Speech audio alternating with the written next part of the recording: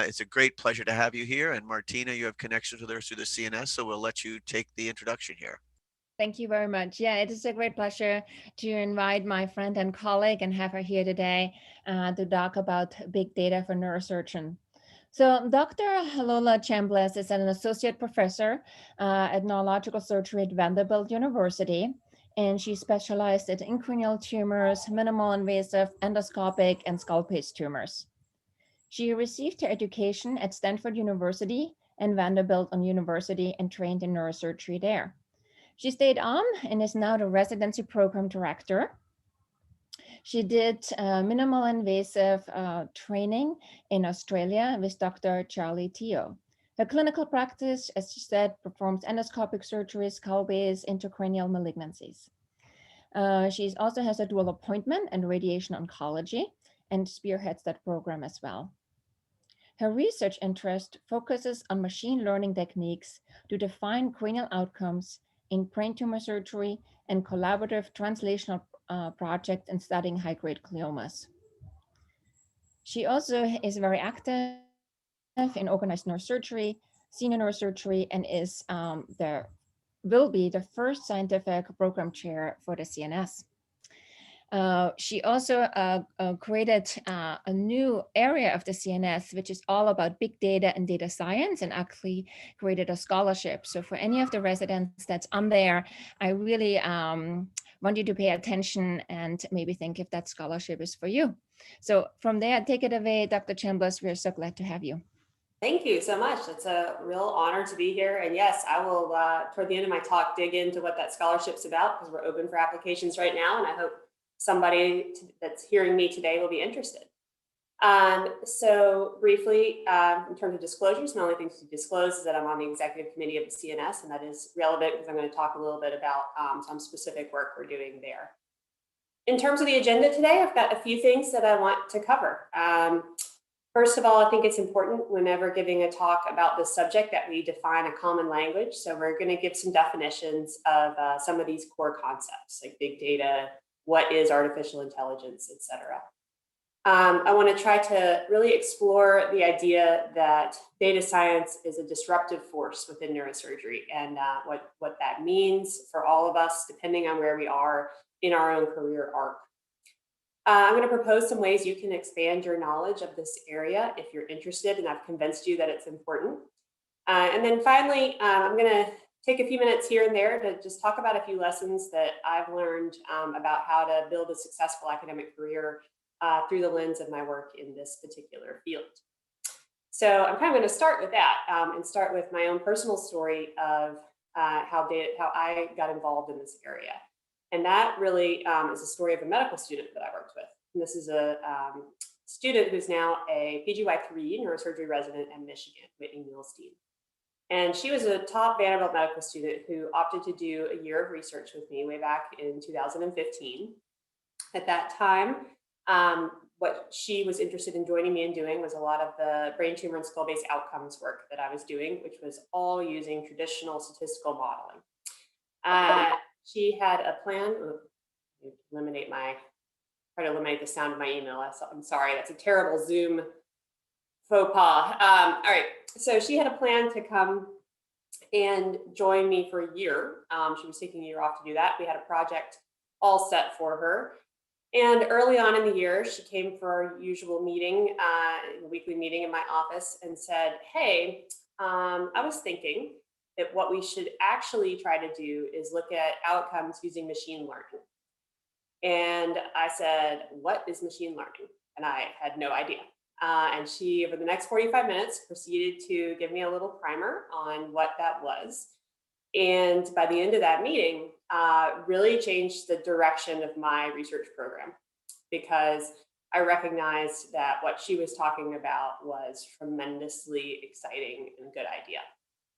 So I obviously owe this brilliant young woman a lot, but I think it's kind of important to think about for those of you that are earlier on in your career about how you create the best possible mentor-mentee relationship so that you both benefit from the creativity of the people around you. And I'd say it's really critical to be approachable and to really encourage creativity and big ideas in your mentees. If we had a relationship where I just told her what to do and what we were going to work on, we never would have had the success, and then really this exciting aspect of my career never would have occurred. And then I think one of the best things you can do as an academician is learn how to recognize good ideas when you see them. It turns out you don't even have to have good ideas to be successful in academics. If you can surround yourself by really creative people and recognize those good ideas when they occur, and promote them and help them develop those things, it's actually one of the most rewarding parts of your career. So I'm going to talk a little bit more about how to recognize good ideas as we go. So let me transition over to some definitions. So what is big data? What is AI? The reality is what we're really talking about here is a subset of computational analytics. So all of this falls within the big umbrella of computer science. I consider AI, or artificial intelligence, then to be the big data umbrella term, and I'll use that whenever I want to talk about these types of technologies pretty loosely. Within the idea of AI exists the field of machine learning. Within the field of machine learning exists fields like artificial neural networks and deep learning. So what are those? Let's define AI first. So this is a big umbrella term, and it really means the ability of computer systems to perform tasks that normally require human intelligence. For example, this is things like visual perception, speech recognition, decision-making, language translation, etc. What are the strengths of AI as opposed to traditional mathematics and statistical modeling? When we use computers to think, we are able to use data streams beyond text, such as images or sounds, and even geographic locations.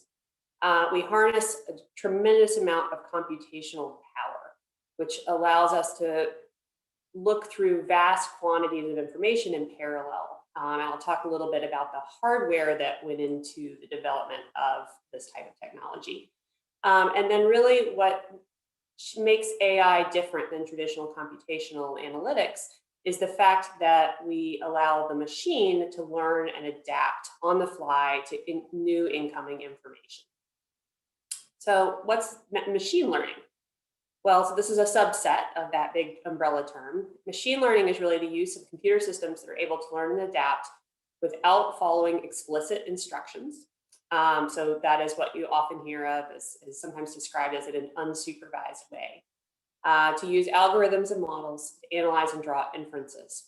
So some examples of this in the text world would be text translation. So this is your standard chat bot that's helping you book your flight over there.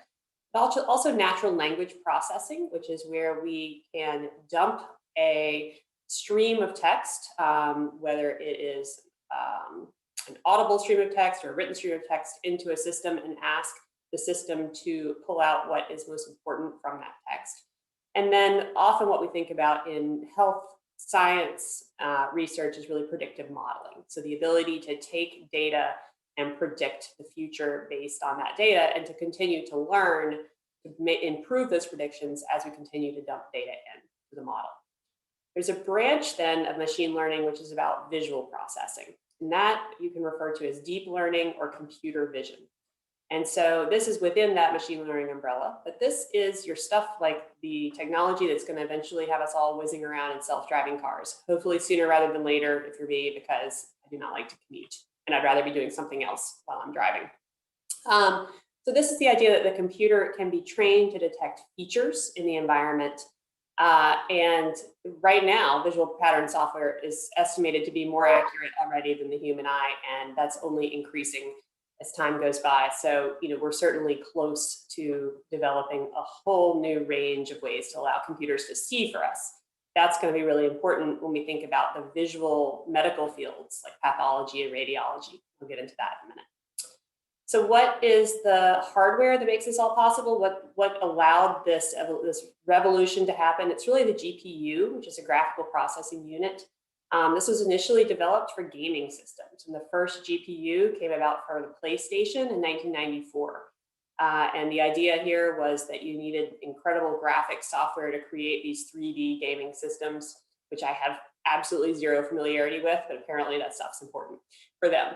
And somewhere along the line in the late 90s, people started to realize that those incredibly complex systems that allowed massive amounts of data to be streamed in parallel would also allow you to do a completely different type of analytics. And so this type of processor is really at the heart of all of the computational force of AI.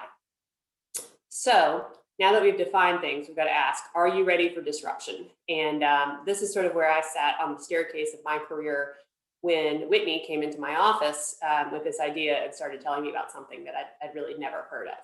And I have to say, I have no background in computer science. In fact, I went to Stanford, probably one of the top institutions for training computer scientists at that time in the middle of the dot-com revolution, and I actively avoided taking any computer science classes, probably because my dad is a computer scientist, and I was rebellious at that point, which I regret. But so I sat there as a biologist and a neurosurgeon and said, you know, despite the fact that I really don't necessarily understand this area of computer science, I think it's really important, and I've got to figure out a way to allow this to have a role in my career. So this is a look at machine learning publications in the neurosciences and PubMed by year. That arrow marks where I sort of started figuring this out, and you can see between 2014 and 2017, the number of publications more than doubled. It had more than tripled by 2018. And of course, we don't have the most recent data, but you know that trend has only continued. So a few thoughts about how to develop a novel research direction, because I sat there and thought, this is really important. How on earth am I going to figure this out? First of all, just like in the biological sciences, when you're going to try to do something in a new way, it's really important to write a very thorough methods paper and then get that published somewhere. This was our initial hurdle, because we were using a relatively new method of analysis called ensemble training to do some machine learning predictive analyses for various brain tumor outcomes. And the challenge was that if we submitted these things to neurosurgery journals, they got rejected because they were looked at by reviewers who had absolutely no idea what we were talking about in terms of the analytics. And they understood the outcomes, but they said, you know, this looks like a black box to me. I don't understand what you're talking about. And if we submitted them to journals that were more on the computer science side of things, they said, what is a meningioma and why do we care? So we were challenged by that for a little while, but what was critical was to write a very thorough paper that really just got into the details of the statistical modeling we were doing and get that published. We ultimately got that published in World Neurosurgery, and then you can refer back to that forever. And I think that that's very much in line with the traditional sort of biological and biomedical research techniques that we're used to seeing outside of the computer science world. But that was key to then allowing us to tackle more interesting neurosurgery problems where we then didn't have to spend 4 pages of our manuscript talking about our statistical methods. Absolutely key to find a few trusted collaborators that can strengthen the aspects of your work in which you're weak. And so when we struggled initially with a couple of other papers that we were trying to get placed, and we just kept getting reviews back that I felt like we were addressing, but weren't really getting over the hump with some of the bigger neurosurgery journals. By that point, I had built a small cadre of friends in this area, and it's critical to ask a couple of those people to get on the papers with you, think through how you're handling your reviews, and help you refocus so that you can begin to develop sort of a stream of work in this area that then is going to continue to sort of have a snowball effect of success. And then finally, you know, it's really important to have a continued succession plan in your lab of who's going to continue to take over this work. I tend to work a lot with medical students. I almost always have a student for a year or 6 months. Pardon my cat in the background who's running around my office. So, you know, in this case, you know, Whitney was such a critical force here. Really important to me that we share that knowledge early on with somebody else who could take over that aspect of things when she got busy going through the match, et cetera, and became a resident. And so I have a really careful session plan where I have a senior medical student and junior medical student in my lab at all times, and then often a resident, mostly a resident. In this particular work early on, we didn't have a resident that was really interested in this space, so it was really me and a student. Finally, you know, and I'm going to talk about this more at the end, it's critical to really think about how you can use your platforms to showcase the promise of the field when you're trying to enter a new field. It's not about showcasing your own work. You've got to have the confidence that if you make the field improve and make the field accessible, that all boats will rise with that rising tide. And I'm going to talk about how we did that through the CNS. So I want to present to you now the idea that AI is to neurosurgery as endoscopy was to skull base and endovascular technology was to CV. And I say this as an endoscopic skull base surgeon and not as a endovascular surgeon, but I'm going to do my best to make that point too. And we'll have to see if Dr. Ogilvie and others agree with me at the end. So how is AI currently improving surgeon performance?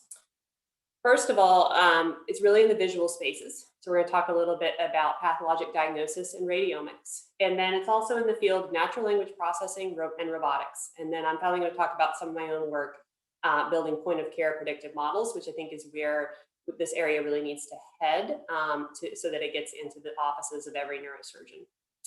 So first of all, on the visual side of things, the pathologists, the radiologists, and the dermatologists, we're all well ahead of us in this revolution. And that has something to do with the nature of their fields.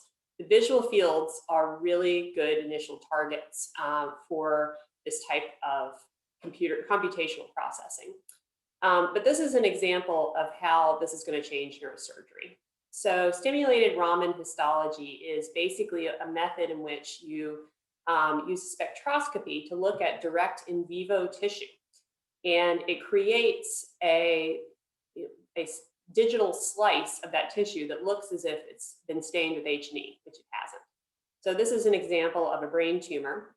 You can see that B up there at the top, is an example of what a conventional smear of this tumor would look like versus the frozen and then the paraffin embedded in the far right.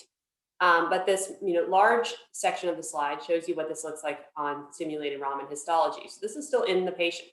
And so this is interesting and has been used for a while. As pathologists would get those digital images sent to them from the OR, and they would look at that and then make a decision about what sort of brain tumor they thought this was.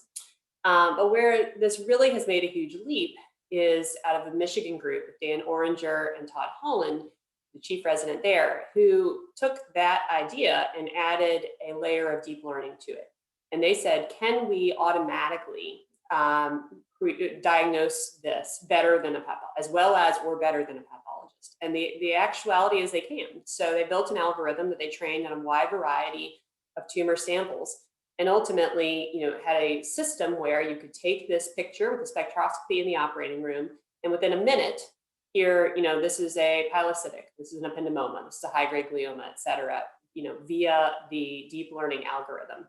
Obviously, that's been highly validated with pathologists, and it's, on the way to being clinically available.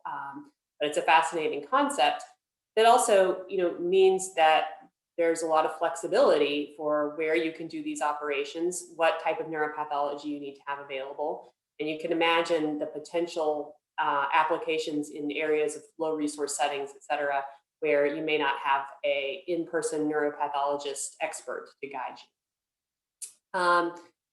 you. Staying within the tumor world, I think we are moving toward a place where deep learning is going to replace most biopsies. And that might frighten those of us slightly that make our money by doing operations like this, but the reality is I think it's a whole lot better for patients. So there's a lot of people working in this space looking at the idea that we can train computers to essentially make pathologic diagnoses based on features of MRIs that may not be immediately apparent to the human eye. The two areas that I think this is most exciting are, number one, in the space of trying to differentiate between high-grade glioma and lymphoma, which is an area where we're often doing biopsies simply to try to confirm what we think is already likely diagnosis from imaging. And also in the area of separating out the radiation necrosis from progressive tumor in metastases after radiosurgery. That's a space that I spend far too much time in, talking to patients about the possibilities that this is one way or the other, watching them for months, repeating scans, taking them to the operating room, all to prove that something is radiation necrosis, for example. So I think that those two particular diagnoses will likely be transformed by this idea in the next few years, and that'll have a huge benefit for patients. The other piece of this is think about a patient I took care of this week. It's an 83-year-old man who has a high-grade glioma. And, we look at his scan, it's an unresectable tumor. We know this is very, very likely a high-grade glioma, but we all know we can't, legitimately say that for sure. In some of these patients, I really do encourage them to forego even a biopsy, but in others, they really want one for various reasons. And so we did that. And we all know when you take an 83-year-old to the operating room, even for the smallest procedure, even if it goes smoothly, it's a setback, and it changes their ability to potentially leave the hospital and go home versus rehab, which is sort of an interesting concept for an 83-year-old with a terminal diagnosis. And so I think that there's the potential that this technology will really improve our way of treating patients humanely. So what are the pitfalls? And there are many, and I think these are interesting to explore. So, first of all, while machine vision can be highly predictive, it can also make some very flawed associations. I'm going to give you a couple examples of that. The idea that there are misses from this technology, this is certainly more likely when the possibilities are non-binary. So it's pretty easy to train a machine by saying, okay, this is either GBM or lymphoma. Which is it? And it does a great job at that. But what if it's an abscess? What if it is some bizarre viral encephalitis? That's where we get worried about these using these diagnostic algorithms. And then algorithms can really amplify healthcare disparities because they are built purely based on the data that you have plugged in.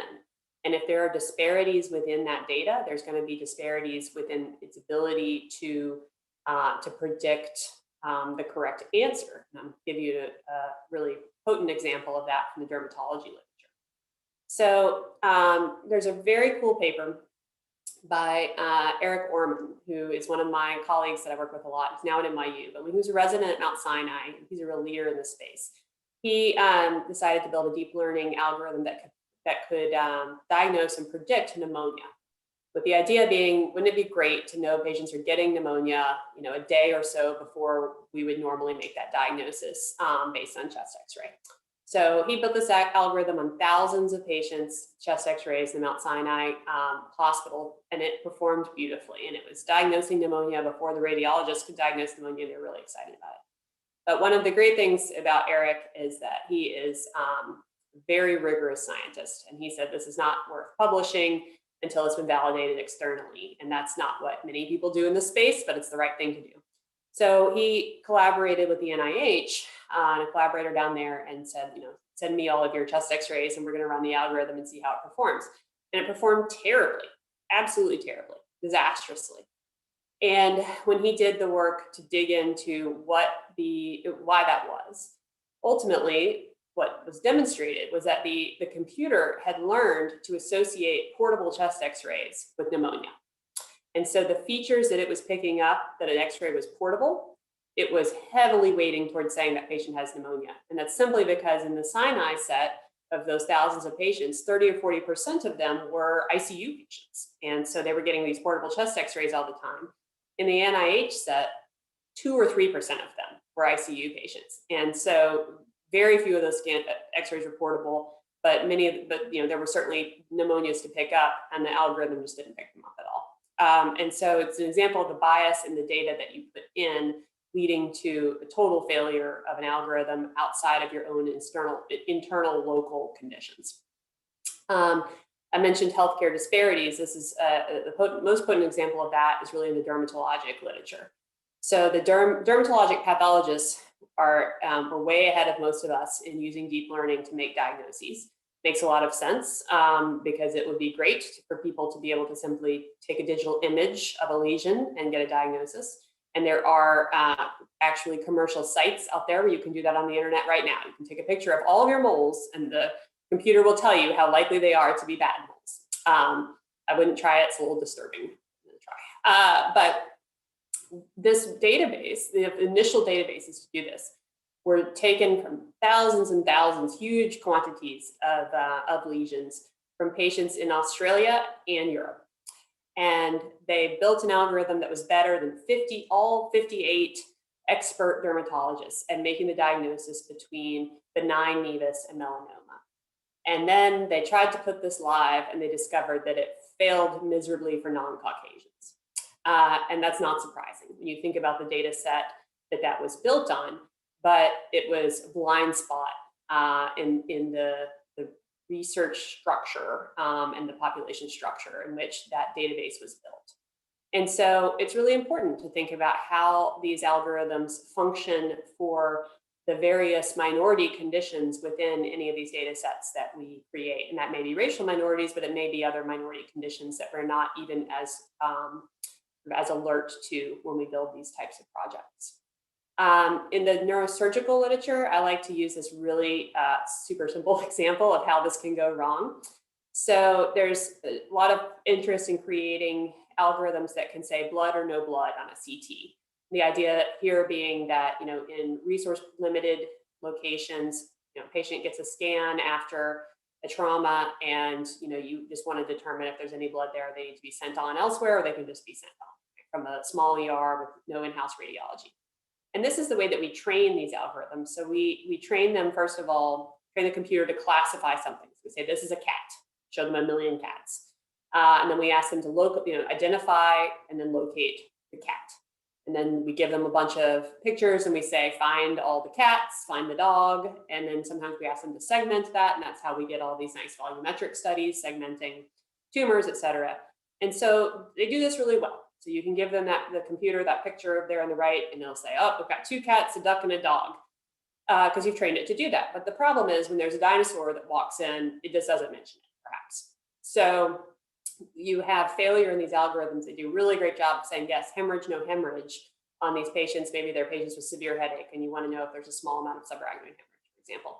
But it might miss a 3-centimeter meningioma. Just doesn't comment on it because it's not looking for it. And to the computer, that dinosaur is just as relevant as that grass in the back of the picture. Whereas to the human eye, we're very, very innately skilled at seeing something that we don't predict and having that stop us in our tracks and sort of restart our visual processing over. So, so when it comes to the visual sciences, I think we are close, but of course not need to be aware of sort of the pitfalls when you think about how to incorporate these into your own practice. Natural language processing is something that I got really interested in after just a couple of years of doing this. This is the concept that you put a stream of text or audio into an algorithm, and it gives you a likelihood of a given outcome. It gives you a predictive model. And the reason that I find this somewhat compelling is that it's pretty straightforward mechanically to do this. Anybody that's done outcomes research or registry type research knows that it's incredibly expensive and time consuming to try to pull clinical data out of the EMR for gazillion patients. And the more variables you add, the more time consuming that is. And you can find yourself constantly training the next person to find those 50 variables for you. The nice thing about natural language processing is it's very simple to actually derive the initial data that you want to feed into an algorithm. So we, for example, were interested in predicting a really simple outcome using this type of technology. We wanted to look at non-home discharge in patients with meningiomas. And so we started out with about 900 patients in our retrospective database of meningioma surgical patients. And we initially built an ensemble machine learning model using 52 different variables to predict whether the patient would go home or not home after surgery, i.e. sniff, rehab, et cetera. And our model performed well. And so it was fairly accurate and a nice job when we fed in those 52 variables for those 900 patients. And you can imagine that took months to obtain. And so then we built a model using simply natural language processing. And we fed into the algorithm 2 things: the surgeon's clinic note, or the H&P when they arrived in the emergency room, depending on where they presented, and the radiology report of their preoperative MRI. And that actually is more predictive, even though we're simply importing 2 notes. What was particularly interesting when you break this down into our senior surgeon, my chairman, Reed Thompson, he had about 500 of these patients that were his. And we looked over time at how predictive his notes were. And interestingly, for about the first 5 years of his career, they became more and more predictive. And then he reached the steady state where they stay the same.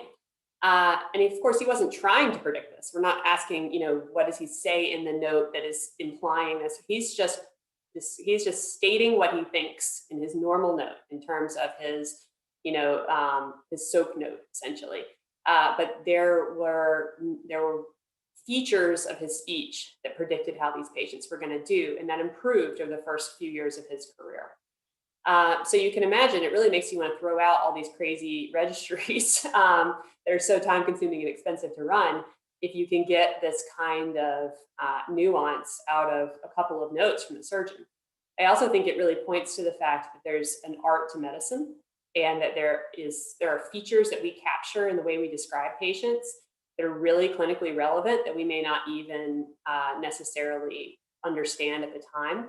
And it also makes me very sad, given the degree to which we have probably lost our note writing skills and have moved into a world where everything is a click and Epic. I think that is going to make this type of work more challenging to do. But I think it's sort of an interesting proof of concept in terms of what a physician actually knows that they don't, without even realizing it, if that makes sense. I want to move from that to a different area that I think is really exciting, which is the area of robotics. Let me see if this video will play. So this is a obviously lay video, but showing a really cool robot at the University of Utah. This is Bill Caldwell's group that can drill out a translab approach. This video was made 2 or 3 years ago, but it's really exciting to me as someone who does a lot of skull-based surgery and sits and watches the neurootologist for many hours. This robot takes the information from the CT, understands where the no-fly zones are, and does the entire translab exposure in 2.5 minutes in a patient-specific manner. Now, this has only been done in cadavers, but is now kind of getting prepped to go live. So if we, long, 1 second, it likes to stall out at that point. So this is actually the newest prototype, which is in Europe. And this is getting ready to go live in humans in the next year or so. And I think, it's just an example of how we can take some of the most arduous technical components of what we do and potentially make them both safer and significantly more efficient, which obviously has significant benefits for patients. Now, I think we then, on the flip side, have to think, what does this do to training? Because it's all well and good for those of us that know how to do an exposure to bring in a robot to do it faster. But when we were trying to train people on how to do that exposure in the first place, we've got a significantly different problem. And so I think that the jury is still out on what that will look like. But I think from a patient safety standpoint, this is going to be pretty interesting to see. I said at the outset I was going to talk a little bit about the endovascular robot, and there it is.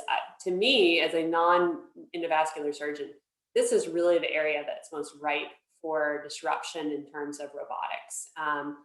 And that's, in part due to the nature of these procedures, and in part due to the fact that many of these procedures are urgent and patients are harmed by having to travel to centers where, the few surgeons that can do these things are located.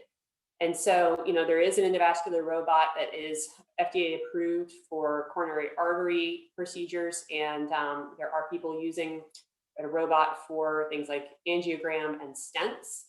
I think the big question is going to be mechanical thrombectomy. And I think the first step of that will probably be a robot that allows a surgeon to do that remotely, so that they can help them when they're at a different hospital rather than having to bring that patient to the center. But the big step is going to be a robot that does that automatically. So a robot that, basically can be deployed into the femoral artery and then perform the mechanical thrombectomy using that type of AI that allows it to identify the clot and actually remove the clot. I think, obviously that's some ways away, but you can imagine what a public health benefit that would be if we could create that.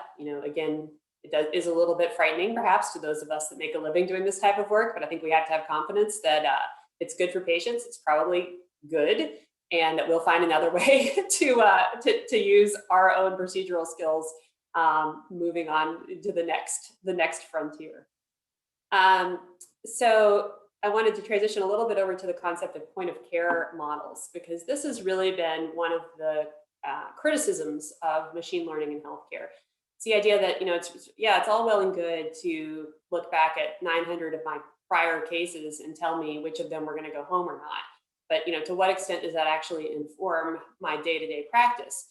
Very little, if we're also talking about having to feed 52 variables into that model to tell me something, right?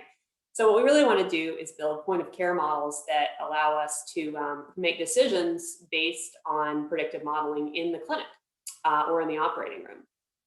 And so I'm showing this picture of Australia because this is where I did my fellowship. And one of the outcomes that I think that I've explored for point of care modeling is based on what I saw here. And that was the idea of length of stay. And length of stay is a really boring idea in some ways. It's not a very biologically interesting outcome, but it's really easy to study because it's very objective. Vast majority of databases measure this very accurately. And so it's fairly simple. This is a token picture of me and my then infant in Australia. But when I was a fellow there, I was surprised by a lot of things, some good and some bad. But one of the things that was most immediately notable to me was in this minimally invasive tumor practice in a private hospital where patients are paying out of pocket for their care, patients go home immediately. We have patients go home same day from craniotomy. Most patients go home the day after. We did not put most patients in the ICU. And there were, various financial incentives to practice that way. And I don't think that you can necessarily practice that way in the United States. But it certainly showed me that there was a lot there was a lot more flexibility in the idea of what kind of postoperative monitoring for tumor patients than I had been exposed to in residency. And so when I came home, I got interested in the idea of really shortening length of stay, both and demonstrated a few times that obviously had a great financial benefit to the institution, but actually improved patient care and patient satisfaction as well. So we kind of focused on this outcome for a while in an effort to build a point of care model. And so we built a large algorithm looking at length of stay after craniotomy for brain tumor. And you can see here just the basics. I'm not going to show you all, get in the weeds of this, but essentially, what you can see is we built this out of a major national database of tens of thousands of patients. Obviously, the algorithm has great internal validation. And so that's where you train it on 80% of your data, and then you validate it on a holdout 20%, and it seems to fit very well. And then we actually used a completely separate national database, which is relatively uncommon to do, but I think is important, again, from an external validity standpoint, and demonstrated that it still performed very well in that area.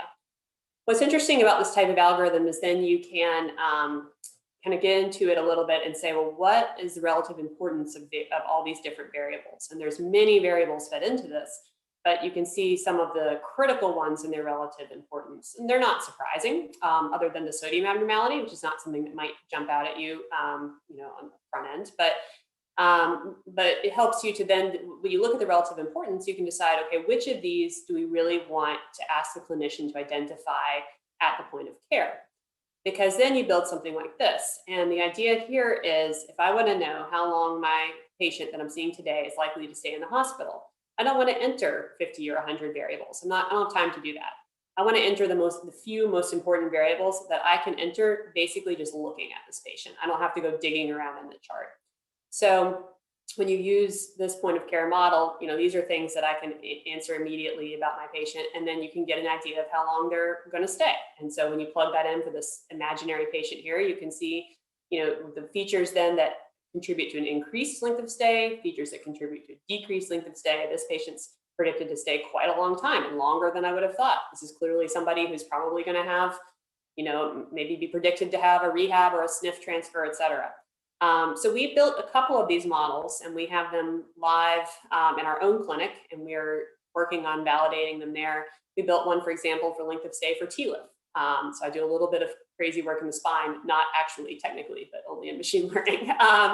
In areas where I think that this is particularly valuable, both to surgeons and to patients, and eventually probably to payers. I think you have to think long and hard when you're doing this type of work about whether this is going to have a negative influence down the line on the practice of neurosurgery, but I think first and foremost, getting more data about how our patients do is probably a positive thing.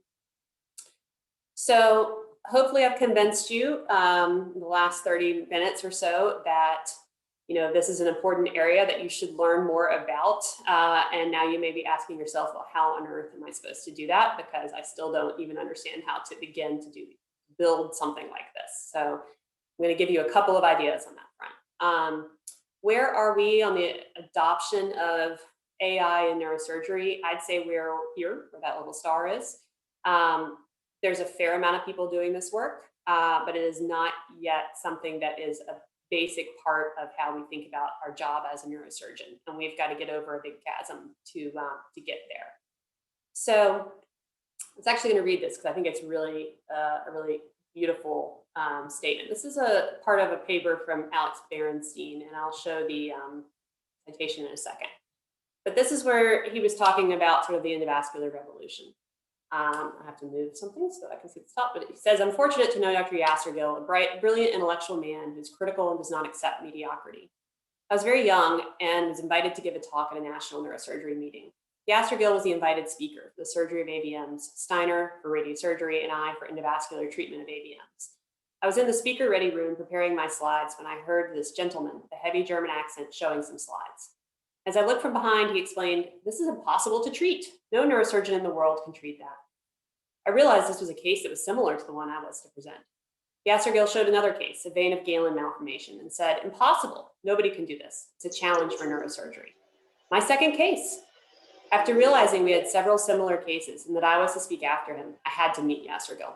At a break, I said, 'Excuse me, Professor Yastergill. My name is Alex Berenstein, and I would like to show you some cases.'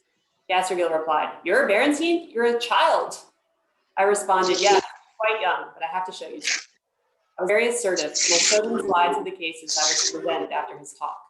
He looked at me and said, 'Thank you very much.' The symposium started, and he went before me and started his amazing presentation. For years, throughout my entire career, I've been looking how to climb Mount Everest. I've tried so hard to climb Mount Everest. Today, we are going to see how to get there. What this young Berenstein is going to show us later today is how to reach Mount Everest in a funicular." He started his lecture like that. Then Yastergill proceeded to show masterful microsurgical cases that even today we cannot perform endovascularly.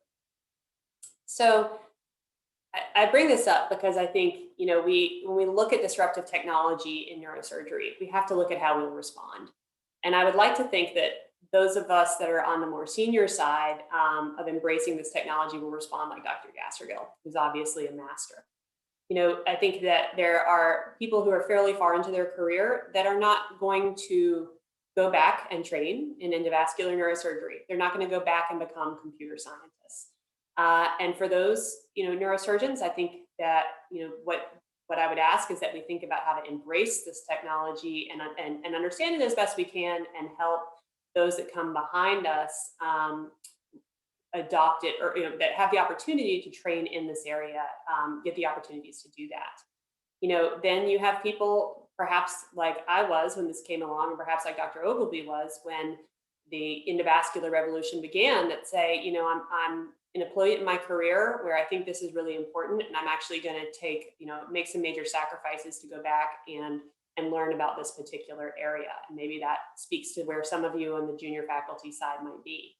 And then there are those of us that are lucky enough to be students right now. And to them, I would say, what an incredible opportunity to get some additional training at this point in your career as students or residents, where you can be a leader in what is probably going to be the next most critical field of neurosurgery, regardless of what your clinical interests are. So if you're in that position, if you're a student or a resident, the good news is there's about 1 million people out there trying to sell you a way to learn some of this. Just showing one example from my institution. But the bottom line is, if you have a basic understanding of computer science, you can find a lot of resources outside of neurosurgery to get some good training in how to think through these questions and potentially start to build this type of work into your research interests. If I was wanting to stick a toe in the water, I would do that through Coursera. Coursera, which is the online portfolio. If there's ever a type of class to take virtually, it is something in AI. This does not require face-to-face interaction. And there's some incredible, inexpensive courses out there. And there's a lot of courses that are designed to be taken alongside a regular day job. So they may require 5 to 10 hours a week. And I've got multiple residents in their lab time doing things like that to try to get the basic knowledge that they need to start really integrating this work into their own future research projects. I will then finish by talking about what we're trying to do with the CNS, because here I think we have an opportunity, and I see this as an opportunity to create some data science programming that's specific to the neurosurgeon. And so if you looked at those previous offerings I just mentioned, some of them are specific for healthcare, some of them are not even that. You're going to learn a lot about a variety of interesting ideas. But if you really want to talk about data science and neurosurgery, I feel like it's important to have an organization that's trying to really curate those opportunities for you. So I mentioned early on that, I think one of the ways to build a successful new research interest is to use your platforms to try to promote the field as a whole. And I've tried to do that through the CNS. And I was really lucky to have that opportunity. In around 2016, Ash Sharon, was then a president-elect of the CNS, was thinking about putting me on the board and wanted to know what sort of my areas of interest were. And I would say, well, resident education. He was like, okay. And then, it's like, brain tumor outcomes. He was like, sure. School-based. Okay. And I was like, I've really kind of, lately I'm really interested in big data. And he said, that's the thing. All right, that's why we're putting you on. And that just fit with what his vision for what the CNS needed to kind of wrap around in the next year was. So he created an ad hoc committee on data science, and he appointed me to the board to be the first chair of that committee, which was intimidating because, as I said, I'm not a computer scientist. And then I got on the committee and I said, now what would you like me to do with this committee? And he was like, well, whatever you want, which was also very intimidating. It took me a little while to figure out. But the first thing that I decided that we should do was try to put together some programming for the annual meeting.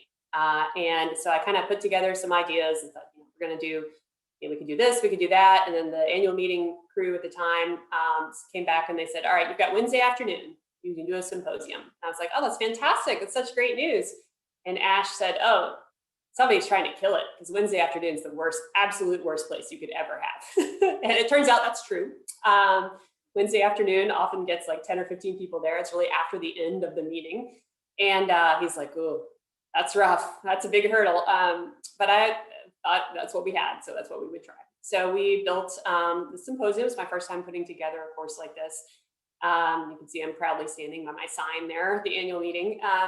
And it really worked out pretty well. We ended up having about 120 people there, and bottoms in the seats are what matters in terms of a lot of the analysis of how these things work. But it was deemed to be very successful, even though there's a lot of ways I would do it differently now. But basically what we tried to do there was just say, like, neurosurgeons should know about this new field of science, and the CNS should be the ones to try to educate you about that. So after that success, I got a little bit more confident about things we could do, and I also had more connections. So I approached the editor-in-chief, the managing editor of the Red Journal, and I mentioned earlier that I was really struggling to get some of our papers out in the first place. And at this point, we'd had some success, but I came to them, and they were very interested in the idea of data science. And I said, look, neurosurgeons are really having a hard time getting these papers out. I've submitted a ton to you guys. They all get rejected, and I don't think the people that are reading them are familiar with the methodology. And we went back and forth about that, and they were incredibly open to that suggestion. And then finally said, well, why don't you suggest 2 people to put on the editorial board that will run our machine learning and AI editorial process. And so I was able to give them 2 names of good friends that I know would do a really great job with that, because they saw the opportunity to allow our journal to become kind of the home for data science research and neurosurgery. From there, we felt it was important to write a couple of papers, an editorial and a review, just to get our thoughts out there from the leadership of the CNS about what the future of this area was, and kind of put our stamp on it and say, we're going to be the organization that's going to help you get engaged in this area. And then in our follow-up year, we did a bunch of courses at the annual meeting that were successful. So then in 2019, which is my last year being the chair of the committee, we expanded even further. We did a really well-attended event doing a live demonstration of deep learning and radiomics, partnering with industry. We created a abstract award for the best abstract in data science. This is Todd Holland, who did that Raman histology project that I mentioned. That was an abstract at the CNS. He won that award, which included a GPU from NVIDIA as a cash award. And that paper went on to be published in Nature Medicine. So I think that's a big win for the organization to have that type of science being presented at the CNS and recognized. And then my final pet project was to create this CNS scholarship in data science. And that was really important to me because I felt like what we need to do as a field is to create some in-house expertise amongst neurosurgeons who really are well trained to understand this topic and to lead in this area. And so we're currently accepting our second class, but we started the scholarship last year, and this is funded through industry with VizAI and through the CNS Foundation. It's for one resident a year. It's $20,000 of funding, but it's also a heavily mentored position. So they can stay at their home institution, or they can have a lab collaboration externally, and funding can be used to help them get to those lab meetings, et cetera, but also to go to a number of computer science conferences and to support their research. And then they have a strong mentorship committee that I lead that involves a lot of people in their area of expertise to help them build out the research projects.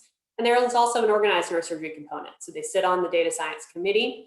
And for example, our first data scholar was Matt Peace at UPMC. He was tasked with building a 6-hour virtual course that we're going to run in the summer on data science for neurosurgeons. It's really targeted sort of to a resident audience of people that have some background in programming. And he's been working really hard on building that course, which is an awesome experience for him. This was something that I thought was really important, to try to create a core group of people who are going to lead this effort moving forward that honestly know a whole lot more about it than I do.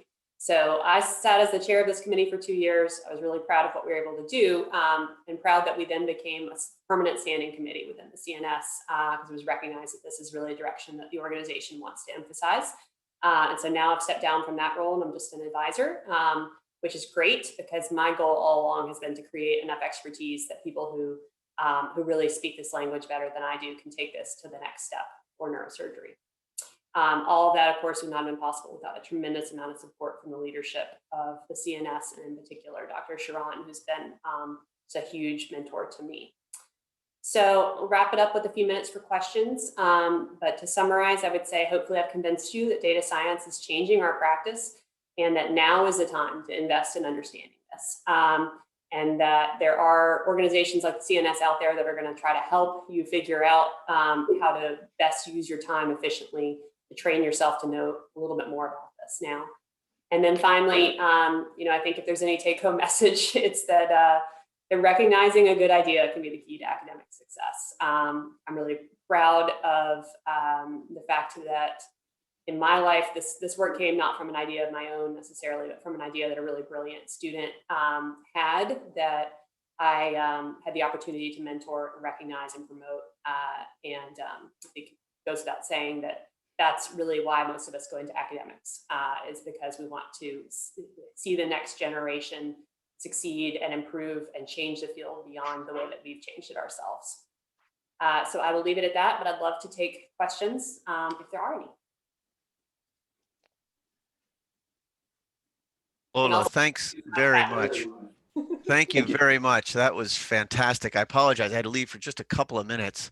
But I think you have hit some of the nails right on the head of, you haven't had quite the perspective I have, for instance, in vascular neurosurgery, where we're doing things now pretty much completely differently than 20 years ago, or even 30 years ago when some of us trained.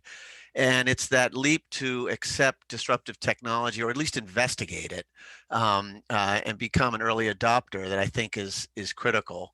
And being situated at Vanderbilt or us at Harvard, we are perfectly situated to do that with new ideas every single fall as people enter their new academic program. So it's fantastic you did it. Um, eh, what do you think is the next? You highlighted the stroke work, and there's a lot of stuff going on there. I was fascinated by the skull-based drilling, which I haven't been as involved with. And then next month, one of our speakers actually going to talk about minimally invasive spine and spine robotics, which is Mhm. obviously up and coming. But a lot of this takes neurosurgery in particular. Obviously, it puts them in a get out of your comfort zone. And the older people get, the more they get into a comfort zone, and they're very reluctant to change that. It influences money lines. It influences a lot of things that they're not used to, and they've spent years learning a technique which is now kind of obsolete. Have you run into that in either in your own practice or with some of your senior partners, or in neurosurgery? Have you been dealing with that? I think early on in this field, from a research standpoint, when we started promoting these ideas, there was just a lot. I mean, the reviews we would get were just like, "What? Why bother? We already know how to do this better."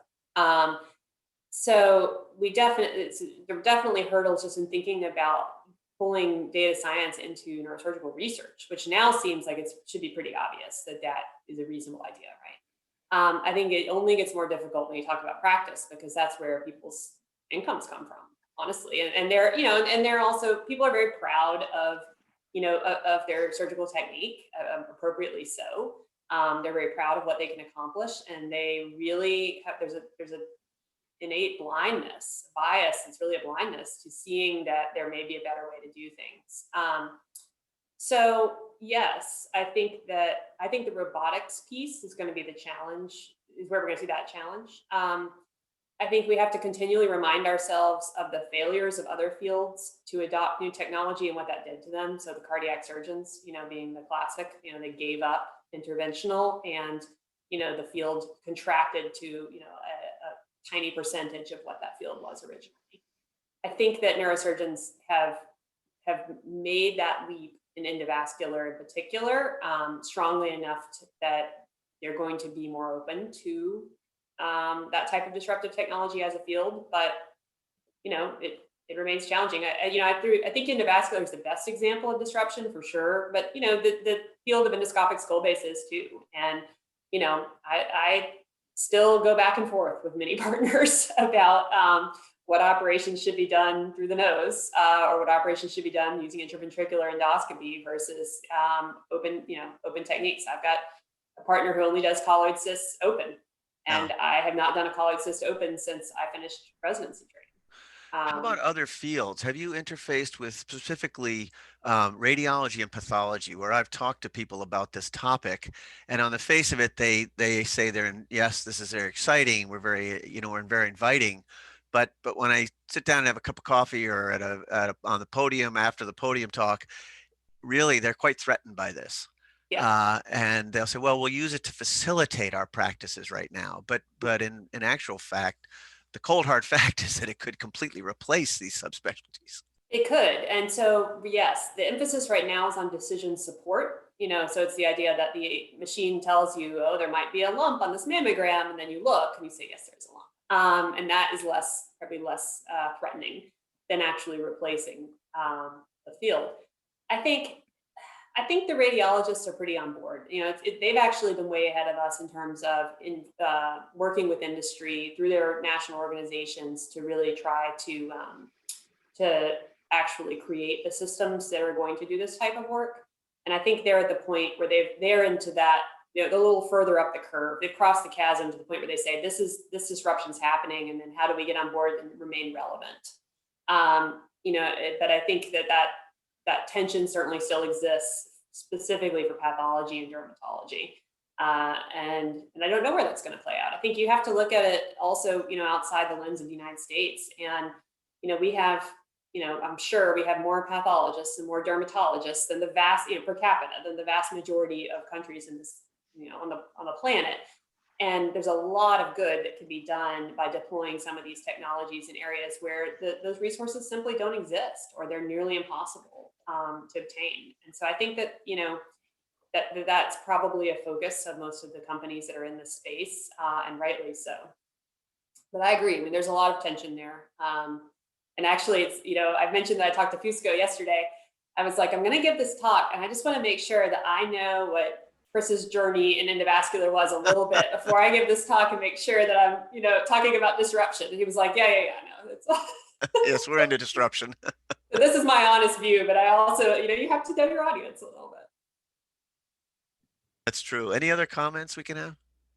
Thank you, Dr. Chambless. Really great talk. Very stimulating. I was writing down research ideas as you were speaking.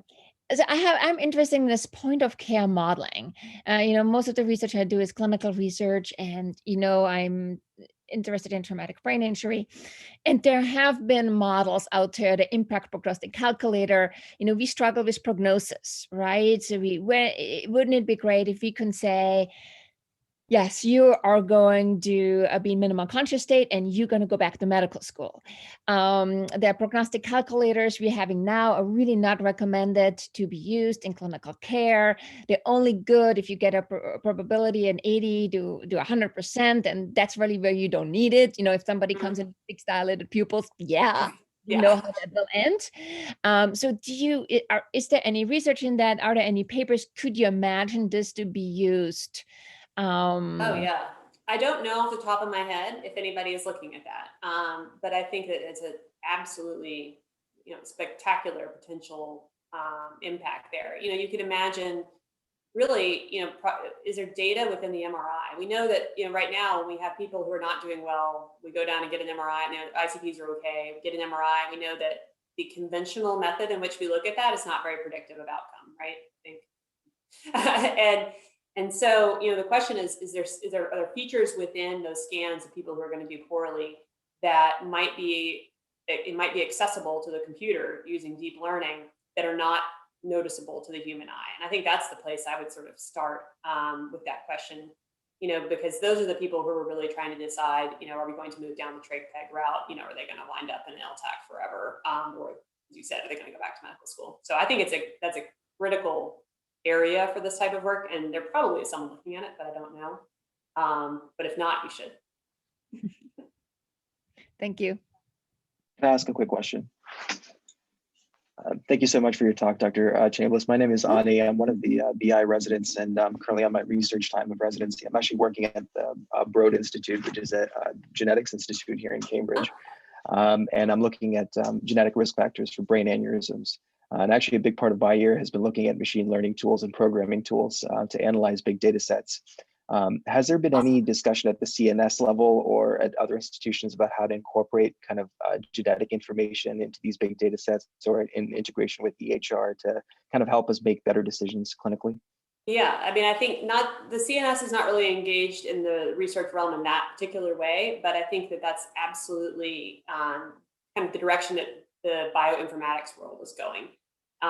Certainly, Vanderbilt's sort of a leader in bioinformatics, and we have a massive repository of blood and plasma. We essentially take the leftover blood and plasma from every patient that gets labs here, and so we then maintain that genetic database alongside a synthetic derivative of our clinical database. And I think that is I'm sure that's what they're doing at the Broad Institute as well, and that's a direction that many institutions are going. So you hear more discussion about that over in the sort of internal medicine bioinformatics world. But I think neurosurgeons need to be involved in that. And I'm actually starting a project in the brain tumor space using that data myself. So I think you're ahead of the game. But I think, the key, there's probably not a national body that's necessarily organizing that, but the key is building out a couple of collaborations with institutions that are doing the same thing. And we'd be happy to collaborate with you on that idea. Other places that have that type of infrastructure would be key. The neurosurgery registries that exist, QOD, and it's wherever it's called now, it's gone through a lot of different permutations, do not currently contain any genetic data or any blood and plasma data. It's all clinical outcomes. So there's not even any tissue. So there's a big kind of potential opportunity there, and I think you're hitting on something that's going to be really valuable. Thank you. Lola, thank you very much. I see our time has run over a bit. I apologize, but it's fascinating, and I think it's just been great having you here. Thank you. Please give our best to Reed and all our other colleagues down there that we know. And just great talk. And others can follow up by email, I'm sure. But thank you very much. Thank you. Thank you for the opportunity, and enjoy your hopefully a nice day in Boston, everybody. Hopefully I'll see you all soon. No. Okay.